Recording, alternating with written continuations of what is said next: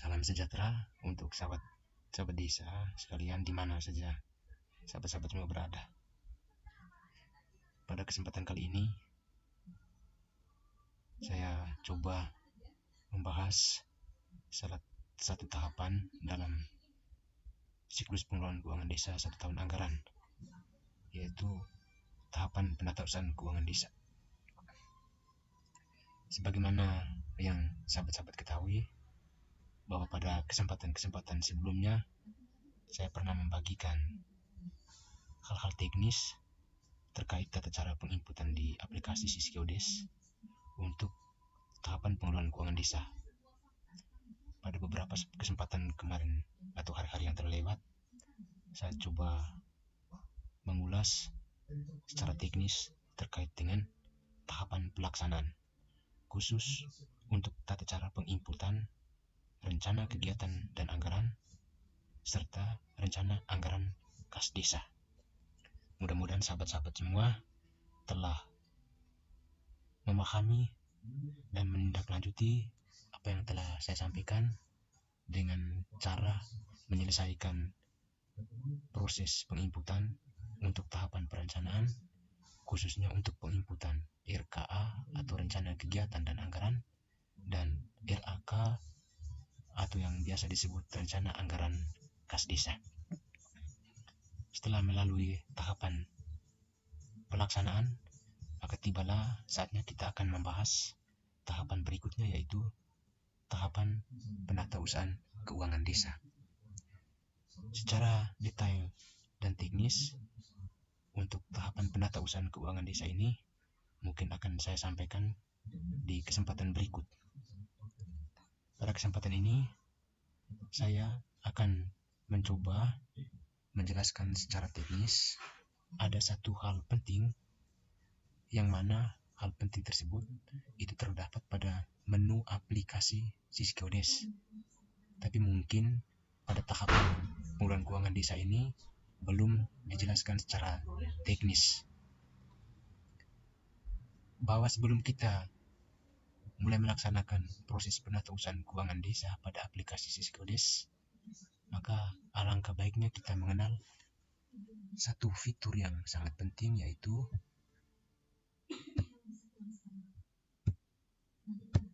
fitur atau menu pembukuan. Jadi pada menu di aplikasi Sisgeodes, untuk setiap versinya telah tersedia menu pembukuan. Setelah tahapan penganggaran penatausahaan ada menu pembukuan.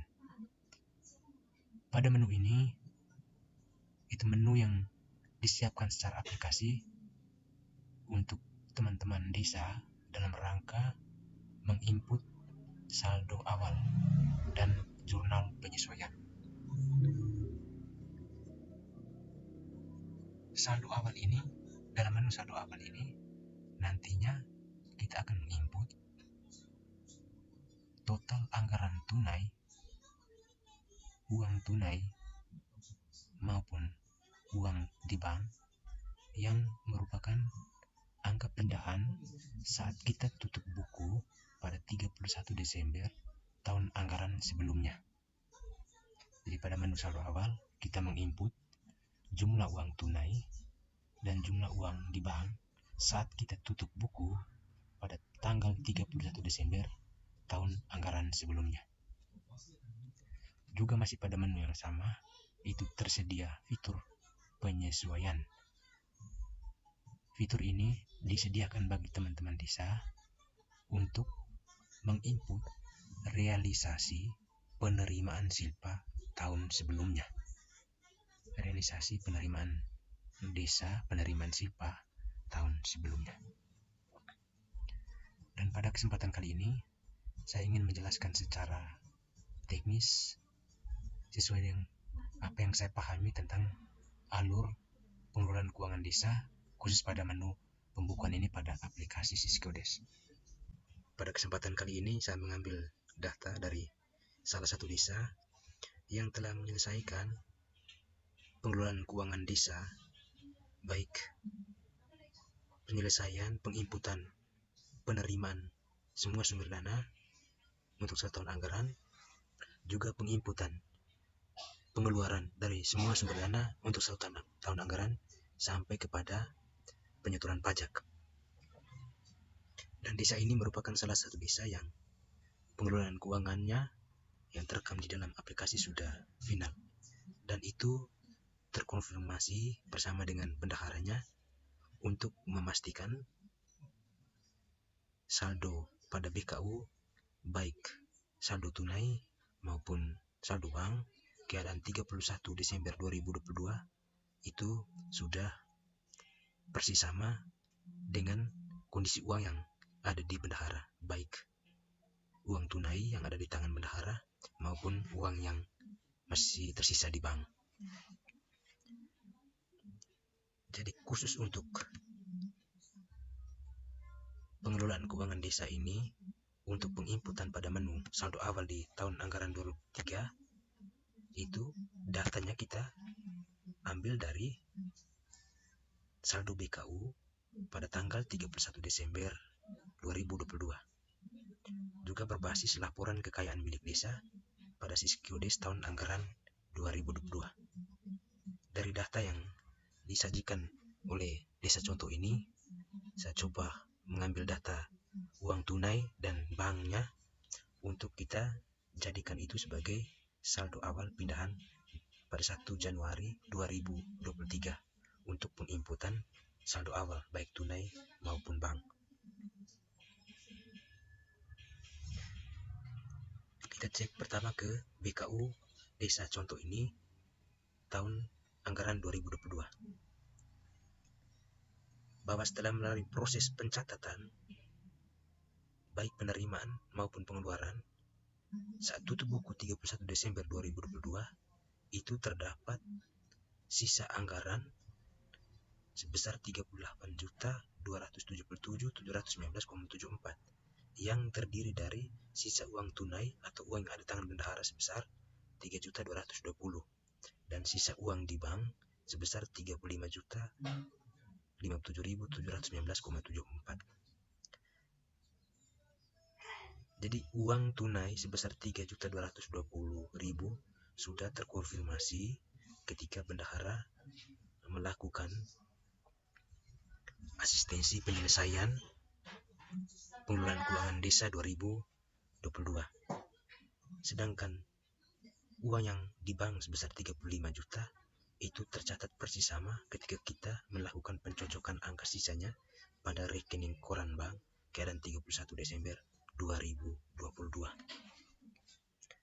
Angka yang sama, angka saldo pada BKU ini itu akan sama kalau kita mencetak laporan kekayaan milik desa.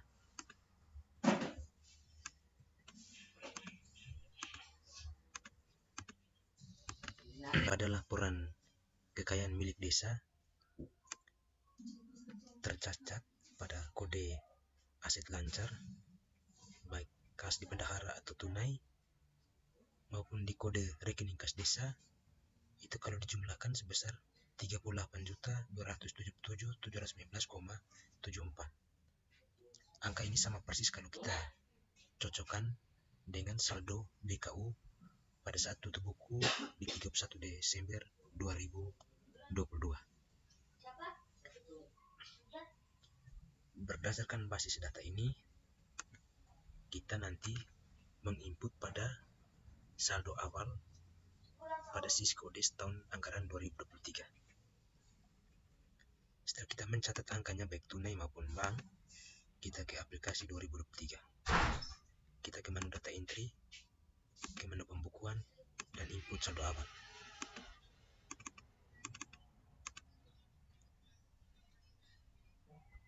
Kita klik tambah untuk mencari kode. Bahwa saldo awal bank maupun tunai yang merupakan saldo pindahan dari 31 Desember 2022 itu masuk pada aset lancar. Kas dan bank, kita pilih pertama di kas bendahara desa. Kita isi pada menu saldo debit sebesar saldo tunai saat tutup buku 31 Desember 2022. Terus kita simpan, kita tambahkan lagi masih pada kode aset lancar di rekening kas desa untuk kita menginput pada saldo debit ini sebesar uang saldo bank pada 31 Desember 2022 sebesar 35 jutaan. Selanjutnya, bahwa secara akuntansi ketika ada kolom debit dan kredit, maka kita mesti membutuhkan satu kode rekening penyeimbang. Maka kita tambahkan lagi satu kode, cari nama kodenya, kita klik ke ekuitas dan pilih ekuitasal. Inilah kode penyeimbang dan kita masukkan angka di menu saldo kredit sejumlah angka pada kolom debit di sini sebesar 38 277 719,74. Lalu kita simpan. Saat kita mengklik tombol simpan ini, pastikan pada kolom kredit bagian bawah penjumlahan dipastikan pada angka merah ini sudah 0,00. Berarti antara debit dan kreditnya sudah balance atau sudah seimbang. Jadi penginputan saldo awal selesai. Kita hanya memindahkan saldo yang tercatat pada BKU atau laporan KKN milik desa per 31 Desember 2022 ke 1 Januari 2023. Sehingga angkanya sama. Kita hanya memilih kodenya. Kode sisa uang di bendahara, sisa uang di rekening kas desa, dan menambahkan kode rekening penyeimbang yaitu ekuitas sal.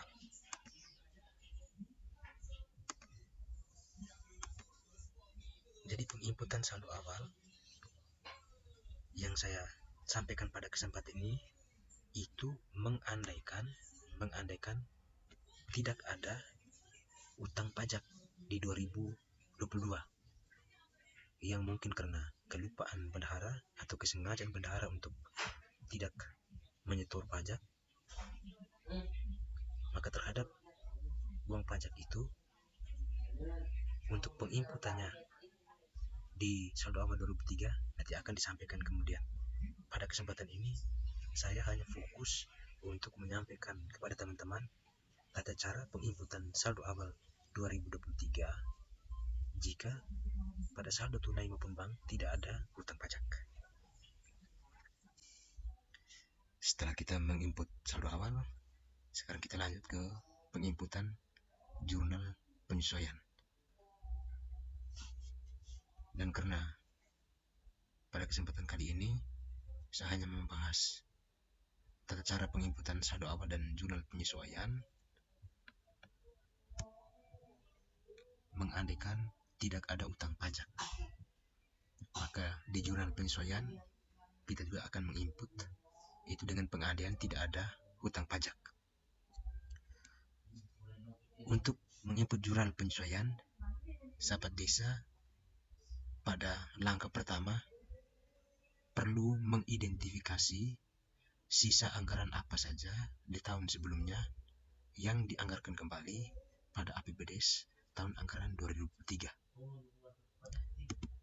Saya kembali ke APBDes desa contoh ini, bahwa berdasarkan APBDes 2023 pada menu pembiayaan 1 untuk menginput anggaran silpa, desa ini menganggarkan silpa sebesar 32.578.100 rupiah.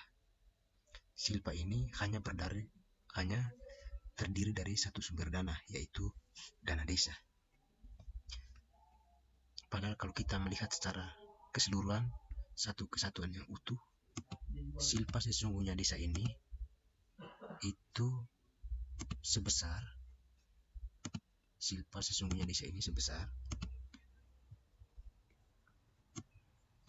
38.277.719,74 yang terdiri dari silpa dana desa 32.578.100 ditambah dengan sisa dari pendapatan lain-lain sebesar 5.699.619,74 rupiah. Namun desa ini menganggarkan kembali silpa hanya silpa dana desa sebesar 32 juta. Sebesar 32 juta 578.100. Berarti kalau kita mengikuti realisasi APBDes 2022, semestinya desa ini menganggarkan kembali silpa sebesar 38 juta, yang di dalamnya terdapat silpa dana desa sebesar 32 juta dan silpa pendapatan lain-lain sebesar 5 jutaan. Namun desa ini hanya menganggarkan kembali pada APBDes tahun anggaran 2023 sebesar 32 jutaan, itu hanya dana desa. Maka bertolak dari anggaran silpa yang dianggarkan kembali pada APBDes 2023 dari desa contoh ini, maka kita kembali ke aplikasi, ke catatan saya di sheet Excel ini, bahwa dana desa untuk kepentingan penginputan jurnal penyesuaian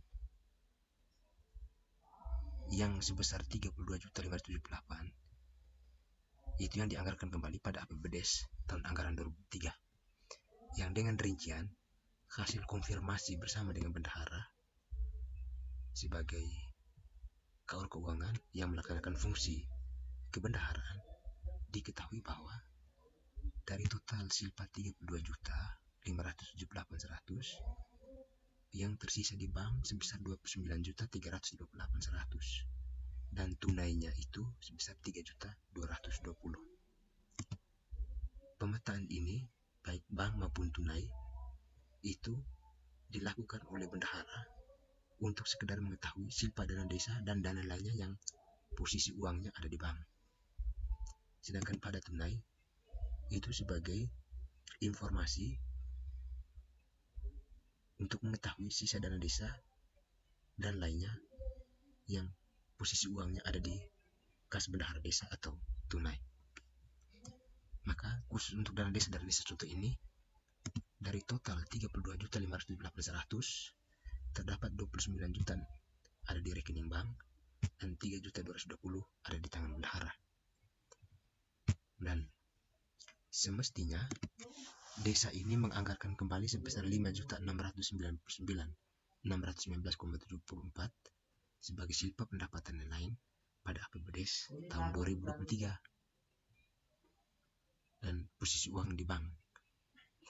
Hanya karena desa ini tidak menganggarkan kembali besaran angka ini sebagai silpa pendapatan dan lain yang dianggarkan di APBDes 2023, maka untuk di jurnal penyesuaian saya mengakomodir angka 5 juta ini sebagai pendapatan bunga bank dari tahun-tahun sebelumnya sampai dengan keadaan 31 Desember 2022.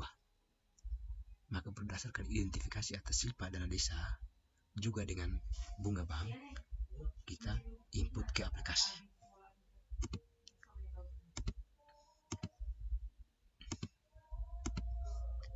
Pada menu aplikasi kita masuk ke data entry. Di pembukuan, di bagian saldo, di bawah saldo awal terdapat menu penyesuaian. Kita klik jurnal penyesuaian, kita klik tambah. Ada dua menu tambah, satunya berwarna hitam dan satunya berwarna merah, hitam dan merah. Untuk kita bisa menginput tanggal penjurnalan dan nomor bukti serta uraian, maka kita klik tombol tambah. Kita ini isi di sini per 1 Januari 2023. Kita di sini tulis di uraian jurnal penyesuaian silpa.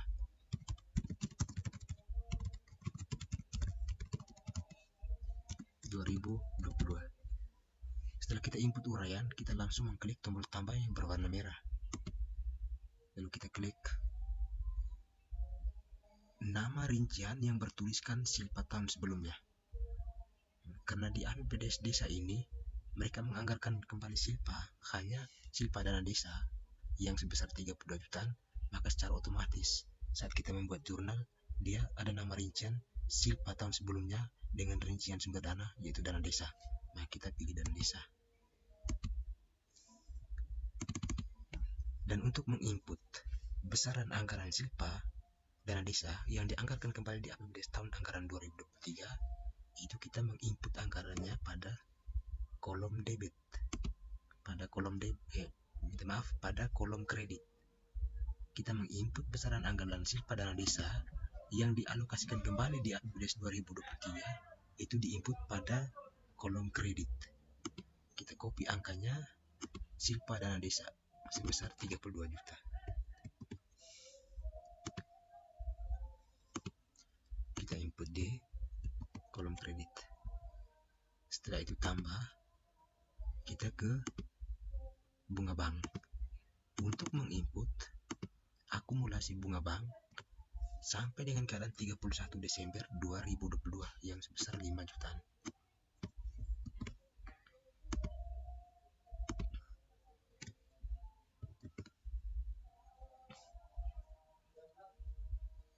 Bahwa sebetulnya untuk angka sebesar 5.699.614,74 itu dipandang sebagai Silpa pendapatan lain-lain kalau kita bertolak dari laporan realisasi pelaksanaan APBDes tahun anggaran 2022. Namun, karena desa ini tidak menganggarkan kembali anggaran ini sebagai Silpa pendapatan lain-lain pada APBDes tahun anggaran 2023, maka dalam pencatatan jurnal ini saya menginputnya sebagai bunga bank, atau lebih jelasnya sebagai akumulasi bunga bank sampai dengan keadaan 31 Desember 2022. Setelah kita menginput Silpa tahun sebelumnya dana desa dan akumulasi bunga bank sebagaimana pada menu saldo awal, jika ada kolom debit dan kredit, demikian juga pada jurnal penyesuaian tersedia kolom debit dan kredit. Karena di kolom kredit kita sudah menginput Silpa dana desa tahun sebelumnya dan bunga bank, maka kita butuh kode rekening penyeimbang. Kita kembali ke akun IRK, geser ke akun neraca, kita geser paling bawah, kita mendapatkan kode ekuitasal. Kita ketik, dan pada pilihan kode ekuitasal ini kita ketik angka jumlah pada kolom kredit, yaitu 38.277.719,74. Setelah itu kita simpan, lalu kita posting dan selesai. Setelah kita menginput jurnal penyesuaian, dipastikan bahwa jumlah baik di kolom debit maupun kredit pada jurnal penyesuaian dia pasti sama dengan kalau kita mencek pada jumlah kolom debit dan kredit pada saldo awal. Jumlahnya dia akan sama. Jika ini sudah selesai, maka setelah kita mencek jumlah debit dan kredit pada saldo awal yang dibandingkan dengan jumlah debit kredit pada jurnal penyesuaian, sekarang kita cek untuk memastikan jurnal penyesuaian yang sudah terposting itu apakah sudah benar atau belum. Kita mencek laporan pertanggungjawaban.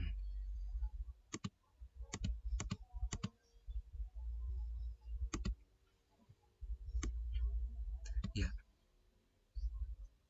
untuk memastikan bahwa jurnal yang kita input untuk jurnal penyesuaian Silpa sudah dipandang benar, maka kita bisa melihatnya pada menu pembiayaan ini, bahwa setelah anggaran muncul kolom realisasi penerimaan Silpa sebesar yang dianggarkan. Angka ini muncul hanya jika kita melakukan penginputan jurnal dan sampai pada tahap posting. Kalau kita menginput jurnal tanpa melakukan posting, maka angkanya tidak akan muncul di sini.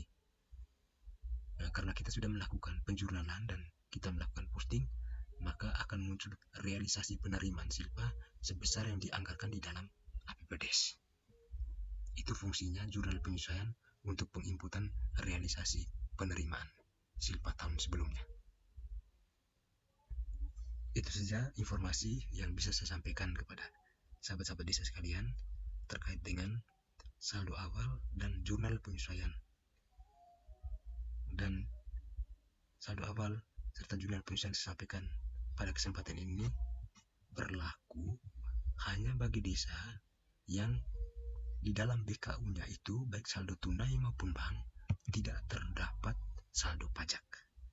Tidak terdapat saldo pajak, hanya murni sisa anggaran per sumber dana, tidak termasuk saldo pajak.